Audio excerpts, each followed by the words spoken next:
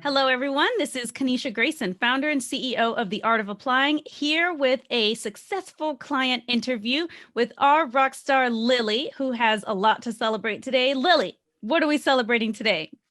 Okay, I'm celebrating my multiple acceptances. I had to write it down actually because I had a lot thanks to Art of Applying. I got admissions to NYU with a 50% tuition scholarship for their policy program in healthcare. I got into the University of Chicago with a 30K scholarship. I got into Carnegie Mellon's health policy program with a $35,700 scholarship. I also got into Columbia SEPA. And then I also got into Columbia's Mailman MPH program. I also got into Johns Hopkins University with a 75% tuition in my second year scholarship. Mm-hmm. And then lastly, I got admissions to Harvard's MPH program. Wow. Yeah, it's pretty amazing. Congratulations, Lily. Thank you. Thank you. Now, Lily, have you added up all how much that is? So let's see. So NYU is about 24K. Harris was 30K, CMU 35.7, and then the Johns Hopkins was 42. So that would be. I can do the math. 24, 30, 35, 42. 24, 30, 35, 42. Yes. And does that include the one that gave you 50% off tuition? Yes. Yeah, that was. And are these numbers that you're giving me, are they covering both years, or they're 1 year and it renews? It's both years. It's both years. Okay, so I have all the numbers I need. So yep.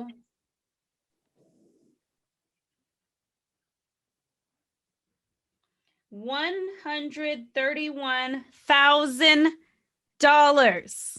Yeah, that's amazing. That is amazing. And that does not even include the bump in your income and the trajectory of your career, the increase in the, I shouldn't say slope, but the increase in the slope of the line and the higher position on the y-axis of your career trajectory that we're going to see. Wow.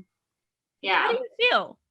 I feel so good about that, especially because when I started, I did not have a lot of confidence in myself, which is why I found Art of Applying to help me get there. I was just hoping, I thought that even getting into one of those schools would be like such a stretch goal, but to get into all of those schools is pretty incredible. I still can't believe it that I had that much success. You had tremendous success. Extraordinary success for people applying to these schools. But as you know, I want you to tell everyone that like your success is pretty normal within the program. Yeah, definitely. Yeah, because it's so fun to celebrate with a lot of other people, because it's not just me. Like we have that winning thread, and I love hearing other people when they get into schools. It's awesome, and it's just so empowering to see other people doing it, and you feel happy that you can celebrate with them, and you kind of know them because you're all in the calls together, and it's a lot of fun. Oh, that makes me so happy. Wow. Well done. Does that mean you got into everywhere you applied? The only thing I didn't get into was the Kennedy School at Harvard. Okay. But that's okay. It's a better fit for me anyway to do public health, but that was the only one that I didn't get in. Got it. Okay. Wow. What a record. Well done. I'm feeling very good. This is my last call of the day. This is the perfect way to end the day. Okay. Wow. So Lily, people watching this video or listening to this interview, they're like, that's amazing. Good for her. And they're definitely wanting to benchmark themselves next to you. So I want you to share your profile stats, what you feel comfortable sharing, as specific as you feel comfortable sharing. The types of things that they're going to want to know is your age, your race and ethnic background, a little bit about your work experience, your GPA, and your test scores. So that's the real nitty gritty, but that's the kind of stuff people want to know, to be like, it worked for her. Can it work for me? Sure. Okay. So I'm 32. I had started applying. I worked with Art of Applying for 2 years, and I had applied then. So I had a 3.59 GPA, and I had gotten 2 C's in college, which I was pretty worried about because I just had a bad semester where I was pretty sick, and it carried on to multiple semesters. So that was very concerning to me.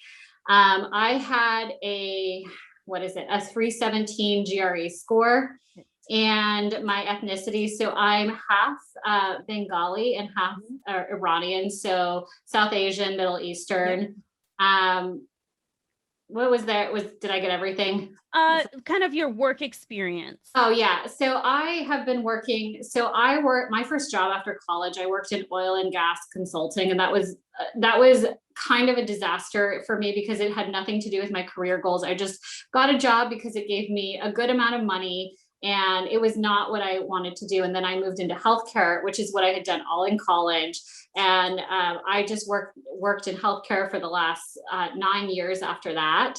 And I got myself up from entry level all the way up to a senior manager position. Wow. I see why we're calling the person I'm about to refer to, we're calling her Nisha for her privacy. I see why you and Nisha, you know who I'm talking about, are such good friends. They both met in the program, and from just hearing your work trajectory and how senior you are and how much you've accomplished in your career, I can really understand why y'all are friends. Yeah, definitely. I'm glad that she messaged me. It's not, like I said, it's nice to have other people who are similar backgrounds with you and are trying to accomplish the same thing. I love it. Okay, so thank you for sharing about your profile, and so specifically and openly, very helpful. Let's rewind, Lily, to 2+ years ago, before you found the art of applying, when you're more at the beginning of your application process, doing it, I think, on your own or thinking about it on your own.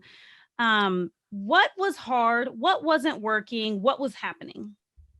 So I had been telling myself for years that I am going to go to graduate school. I had told myself that I will always go to graduate school, but I had a lot of test anxiety because I mentioned that I had some health issues in college. I developed anxiety about taking tests because I was questioning whether or not I would be able to be a good test taker, because my grades weren't what I was used to in terms of standards. So I never could get myself to take the GRE. I thought that I needed to have a perfect GRE score in order to get into any school anywhere, and it just wasn't going anywhere. And then I was looking at the application requirements, and it just seemed like insurmountable. I didn't know how to write an essay. I hadn't written an essay in quite a long time because I'd been out of the workforce for so long. So it wasn't going anywhere, and I felt just really, like, I just felt kind of sad because I had a big goal in my life and I wasn't accomplishing it, and I really, really wanted it. Oh, good. And so why weren't you accomplishing it? I was so afraid. I didn't know where to start. I didn't know anybody else who had wanted to go to public policy or public health school. And people aren't, I don't know if people struggle with admissions at all, but the people around me were quite successful. And a lot of them were like, oh, I just wrote some essays and I just took my test and it was fine. And then I got into these great schools. But for me, it didn't feel like that at all. Yes, I'm so glad you said that. I really think that in high achieving circles, especially the more economic privilege people have, you get something that I call the myth of the effortless achiever. And Right. I really encountered this big time when I was at Harvard Business School, less so at the Kennedy School, but where people say these flippant remarks like, oh, I didn't even study before the test, or oh, I wrote my essay at the last minute and I just happened to get an A. And I think two things are happening with the myth of the effortless achiever. One is it seems effortless to that person because their entire life has been preparing them, socioeconomically, the places they've been able to travel, the opportunities that they've been exposed to, the private schools they've gone to, their whole life has been building up to the moment of this quiz, to where, yeah, you could take the quiz and it's effortless, or you can take the GMAT and accidentally get a 740. So that's what I think sometimes is happening. I think other times people are just straight up lying. I think Yeah. sometimes. Yeah, I agree. I think people lie all the time. Yeah. And so that can be really discouraging. So I just did this little rant to just, I'm so glad you brought that up, that if there are people around you who are making those effortless achiever remarks, just put it in context and don't think of it as, oh, that must mean I'm deficient or missing something. I think it's more that they maybe have some sort of privilege or cluster of privilege that you don't have, like social capital that you may not have, or they just lying. And so Right. it's okay. Yeah. I totally agree. I totally agree with you. I think a lot of people lie. Like I'm a mom now, and I feel like people lie all the time about how easy their children are. And I feel it's the same way about applications. That's such a good parallel.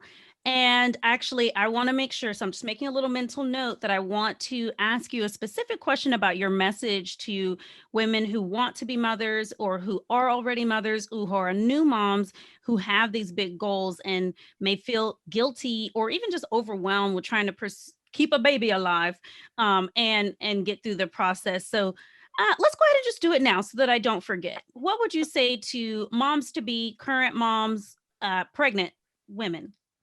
I mean, I think it's important to be as proactive as possible. I was pregnant.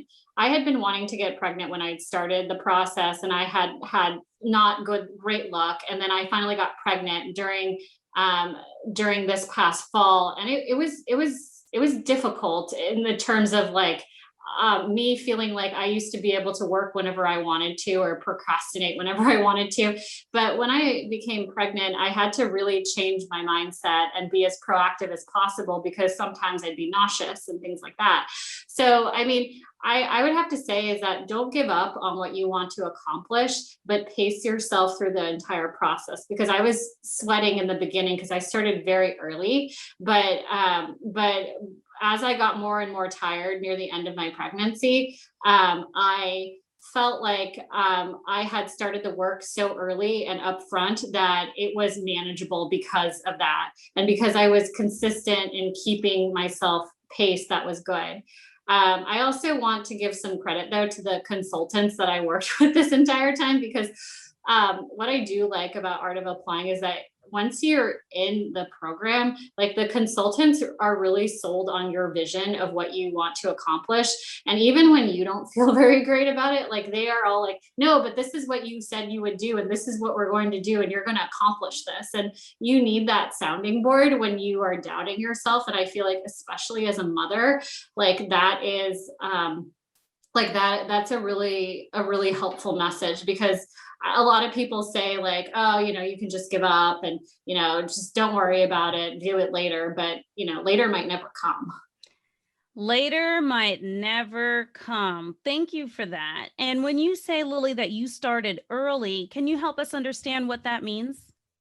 So so I signed up, so we're in 2021. I started working with Art of Applying. I think I had an interview with the breakthrough call at the end of 2018. And so as soon as I got into that, I got into the application accelerator like right away, just so I would understand what are all the requirements for submitting an application by December or November. So I started studying for my GRE for that application cycle as early as January.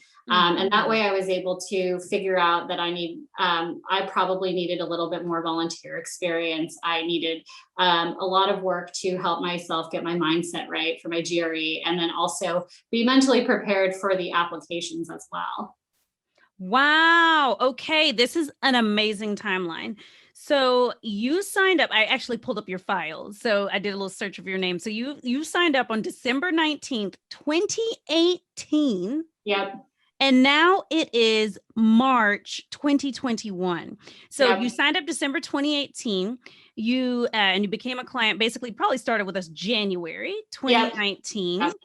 And then Now, you were with us for 2 years, Lily, but I thought at first, before we did this call, I thought you took a pause, but now I'm realizing you did the whole program, then you Right. extended. And yeah, so tell us about what you did and why you worked with us for 2 consecutive seasons. So, we're just to also put this in context, we had a pandemic happen at the end of my first application cycle. So I did between 2019 and 2020. And I had done all of my applications, and it was about March or April of 2020. And I had decided that I would go to Columbia for a public policy degree, but of the schools that I was in, Columbia didn't have a health policy program, but they had an MPH program. But I also had decided that I wasn't going to wait to have a kid. And I think about like 10 days after I got my acceptance letter from Columbia, I got pregnant at the same time.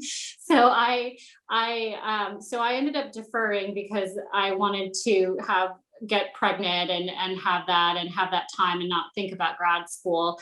But I also wanted to work and get an MPH. So I decided to extend because I wanted to see if I can get some more scholarships and do an MPH. And as this pandemic has rolled out and as I've become a mother, a lot of my priorities had changed. And I realized that maybe I don't want to be as generic in public policy, but an MPH is the right thing for me. And as the year has gone by, that solidified my decisions. And something that I also got from Art of Applying was in one of the modules, we talked a lot about skill-based volunteering. And that honestly has changed my life because Oh my goodness. yeah, it did. Because I started volunteer. I didn't know what that was. I thought that if to volunteer, work at a soup kitchen or something like that. I didn't realize that I could volunteer to be an advocate. So I actually volunteered for an organization called Results, which takes just everyday people and they advocate with their representatives of their in their state. And I got so passionate about it. First I was doing it just to beef up my resume, but I got so passionate about it. I got nominated nationally to be on their board. And we have on the board in name Muhammad Yunus, who's a Nobel Peace Prize winner. And doing that really got my interest way deeper into public health than I realized. Because I thought I just wanted to do policy, but it was public health that was interesting. So having that happen and having the time to do that actually really defined my ambitions and really informed me a lot. So that's how we got into a second year and applying for public health. And I'm super glad that I took that time because it was definitely worth it for me. That is amazing, Lily. And I know who Muhammad Yunus is, but I was like, wait a minute, Lily is of Bengali heritage. Yep. And isn't he from Bangladesh? That can't be right. And I'm like, this is amazing. Yeah. He's probably the most famous person that I know of. Wow. Have you gotten to meet him or will you get to? Probably at some point. I actually interned when I was in college at the Grameen Bank, which he ran, and they do. It's so quick. You got to meet him. So I got to meet him for like 10 minutes. So he doesn't interact as much with me on the board, but still the fact that I get to be in a circle with someone who won a Nobel Peace Prize is incredible. That is amazing. I love that you shared about that, Lily, and kudos to you for actually watching the module in the application accelerator about skills-based volunteering and doing it, right? Yeah. And doing it. How many hours a month did you for how many months and how many hours a month did you volunteer? So I was doing it probably around like 5 to 10 hours a month. Okay. And normally what you do is you just kind of write letters, but I was trying to get up to the 10 hours that you were recommending. And that's but it was actually getting kind of fun for me. So I got really involved. And so I had also decided, because I got a lot of empowering messages from Art of Applying consultants, I just put my name in the hat to run for that board. And I hadn't even been on that board for even in that organization for 7 months. And I got nominated nationally, against people who'd been there for 13 years. because I was so passionate about it. Like I used my writing skills that I also learned from Art of Applying, and it was really cool. And I didn't expect to. I wasn't trying to do that, but it was just helping me like define my interests and really like making me a more whole person.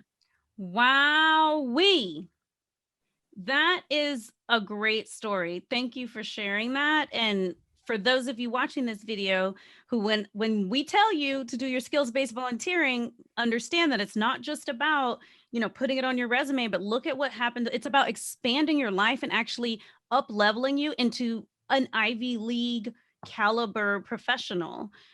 Because it's a lot easier to get through the door when you're willing to work for free at an organization than just, trying to get a full-time job. So, and it's a great way to try out a different industry or career. So thank you for sharing that, Lily. All right. So talk to us about how you found the Art of Applying, and what did you read or see or hear about us that inspired you to reach out? So I was trying to look at, I think, the Kennedy schools, like application requirements, and there was a really helpful blog post from the Art of Applying, and so I read it, and I was really impressed at how helpful it was on there. So I was like, wow, what is this? And so I started reading about it, and that was a couple of years before I actually called Art of Applying or emailed for a breakthrough coach. But I kept it in mind, and like I really liked your story, Kanisha, that you had put up there, and it was very compelling, and it made me actually feel like maybe if I work with these people, I could actually accomplish it. And I think I had subscribed to your newsletter. And finally, after like many years of being on the email list, I finally decided on a whim to just see what it was all about. Awesome. Okay. So talk to us about taking the plunge, making the investment, paying the tuition. It's a lot of money. So was it scary? How did you think about it? What was your thought process? What did it feel like to just say, you know what, I'm going to enroll? It was a little terrifying because I really didn't have that much confidence in myself. And the breakthrough coach that I talked to actually like made me feel really good about it, because he was saying, congratulations. We don't take everybody in this program. So if we select you, it's a big deal. And he said, and he was the first person that he actually said to me, as cheesy as it sounds, like, don't ever let anybody tell you that you can't do something. And I think I genuinely, you hear that a lot, but the way that he said that to me, like, really made me feel much better. And I had a lot of doubt in my abilities, and I felt anxious about it. But like that, like the sincerity that he spoke to me was really compelling. And I felt like, okay, it's either I spend this money and fail doing it, or do nothing at all. And I felt like it was way better to just try something and fail rather than not do anything at all. Absolutely. And you have gotten an amazing return, hundreds of percentages of your money back. So I'm really happy that you took that risk and that you believed enough in yourself and enough in the process to move forward. Even after you did pay and in the first few weeks of the program, do you remember what it felt like? Were you still scared? Were there still doubts? Quite a bit. I mean, I had a lot of test anxiety, and I thought that it was insurmountable to get through the test anxiety. And the Art of Applying has like GRE coaches to help you. And, they exposed me to, there are ways to manage your test anxiety. And I had never, I guess, worked with somebody who was able to be so effective at helping me manage my test anxiety. And I was able to I took it the first time, and I did okay. But then like after being very disciplined about studying constantly, I was able to like make it and made a huge breakthrough on my GRE. And it felt really good to do that. And I would not have been able to find that myself individually. I didn't know that. I thought that I just have test anxiety and that's the end of it, and I didn't, Right. it was possible to get through that.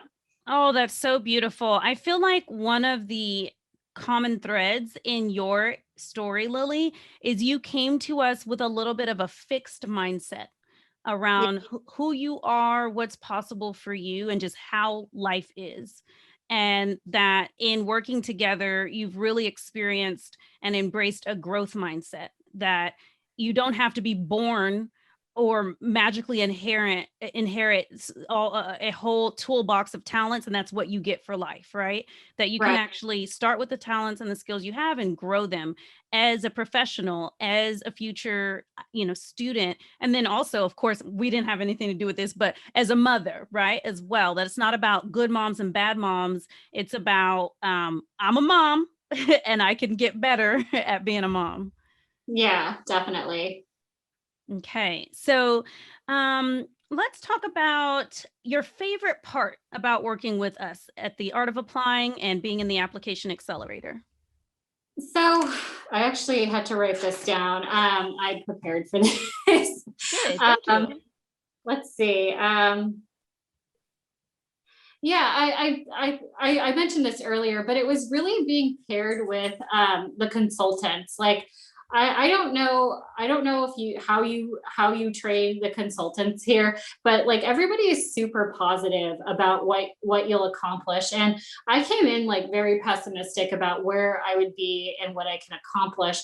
And every single person around me was like, yeah, like you're gonna get this, like you're gonna get really great results. And I was like so skeptical, but because I heard it so many times, I actually believed it, and it changed my mindset. Like we talked about the theme, but that was my favorite part, was just being surrounded by a group of super positive people who just say yes to your dreams and say like, yeah, I want to help you get there. Oh, I love that.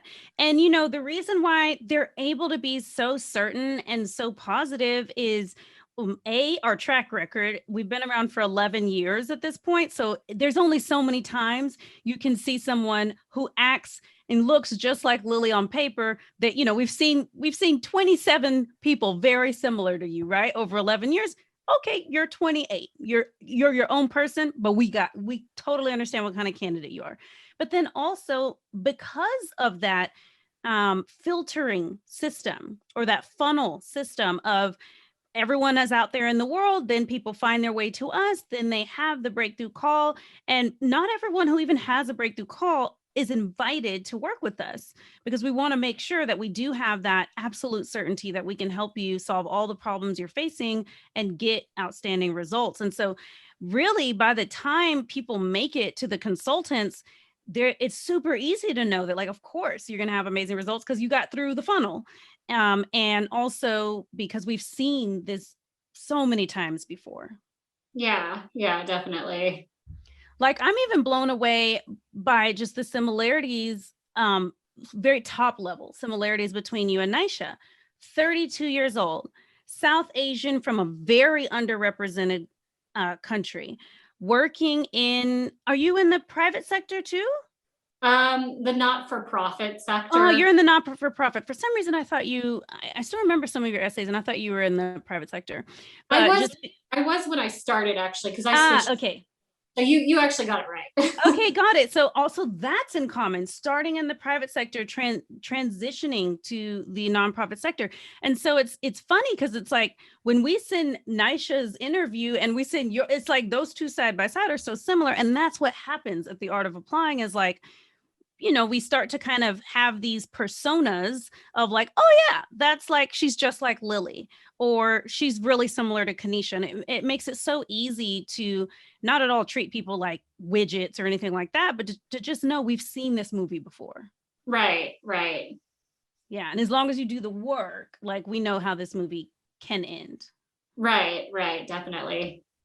All right. So let's talk about if you could change something about your application process, what would you change? I think I wouldn't I feel like I wouldn't worry so much about everything. I feel like a lot of times I was so hesitant to start things, so hesitant to start an essay, and I really overthought it. And I think even in one of your modules, you even said something like, just write and turn it into your consultant. And and I like the statement perfect is the enemy of good. It really applies here because you go through so many iterations with your consultant if you put it in, yeah, again, if you put in the work and if you go through the calls, and eventually it turns into something. Like I had, like I said, I had didn't remember how to write. I couldn't put together a cohesive thought, but we my essays changed so much even in both years that it was incredible, and it turned out well. And every time that I sat and worried whether it was going to get done on time, it was in hindsight, it was a waste of energy. Like it got done. It was fine. Yes. And Lily, I would encourage you to take that same energy with you into grad school, right? So when you feel tempted to kind of ruminate on, am I going to get a good enough grade? Do I belong here? Am I whatever? And just remember, like, I'm here for a reason. I earned my spot in this class. They picked me for a reason among a very competitive candidate pool. And as long as I just keep showing up, doing the work, asking for help, it's going to work out amazingly. Yeah, yeah. That took a lot to learn, but I'm glad that I asked for help as quickly as, like, learn to ask for help. And even between the first year and the second year, I asked for help a lot quicker. Oh, good. I like to hear that. So, Lily, what would you say to someone who's listening to this interview or watching our interview and they're thinking, this service sounds great. I believe Lily. She seems like a real person. It seems like this worked for her. But like, I want to make sure I get a really strong test score before we start working together. So I'm just going to focus on my GRE. And then once I have a really good test score, then I'll sign up to work with the Art of Applying. Then I'll join the application accelerator. I would say don't do that. That was my mindset, and I waited for many, many years to start working with the art of applying. But I mean, there's so many ways to get around that. Like if you to get around that, and you can still have a great application even if your GRE score isn't perfect. Mine wasn't, and it was fine. And art of applying actually helped me a lot in the fact that because I signed up, I had a deadline, and Art of Applying says, okay, by May 2021, like we're not here for you anymore. So you have to turn in all your applications. So bye. And for me, I think like the financial investment is so, it was a lot of money for me, is so motivating because I'm like, I can't pay this again. I have to get this done. It really made me work twice as hard. Yes, I'm like that too, Lily. I made a similar investment, actually the exact same amount of money, for a business class a few years ago. And I remember just being like, I'm gonna do all the homework, like, because that was a lot of money. Yeah, and I did do all the homework. And actually, the application accelerator was born as one of my homework assignments for that class. So, yeah. Yeah, that's so cool to think about that. Okay, so yeah, you would tell them don't wait till you have the strong test score to reach out. The earlier the better. And what's interesting is you worked with us for 2 years, and there's people who think, my applications are due in January. I'll start in September. But you started all the way in January for Yeah. applications that were due the next January, and you Yeah. still wish that you had started earlier. So Yeah. okay. Yeah. Thanks for sharing that. That'll be helpful because a lot of people tell us that on their breakthrough calls. And I just want to say, no, don't do that. As much time as possible. Let's start together as early as possible. It doesn't cost any less if you wait a long time. You just have less time to take advantage of all of our advice. Yeah, definitely. It makes a difference to start in January and have all the materials because it's a lot of material to go through and a lot of material to write. You need to start early.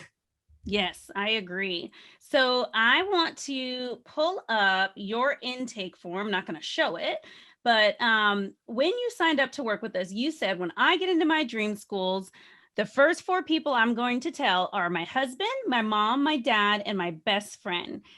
Tell us how it went when you shared your great news with them and how you all celebrated. Well, a lot of this happened in the middle of the pandemic, so there wasn't a lot of celebration. I think my husband and I went out and got like pizza or something. We'll have a bigger celebration afterwards. But what surprised me was that everybody who I talked to, that I told me I'm not surprised. And I know I keep mentioning like I didn't believe in myself, but like having people say like, oh, I'm not surprised that you got into those places, that you had such great success, really surprised me. And it felt really good that I understand how people view me. And I feel like that internal, like that person that I thought I wasn't, I'm like, I actually am that. And that's what I grew into, is believing like what I am inside, if that makes sense. Absolutely, absolutely, absolutely. That you had an aspirational view of who you are, and you're having that mirrored back to you by people in your life when you tell them your good news, and then also from your amazing results, and also from the fact that you took the risk and paid the money and did the work. Yeah, definitely. Yeah, there's a lot of people who find the art of applying and they think, it works for her, but it won't work for me. Or they think, I cannot get in on my own. Why should I pay them to help me?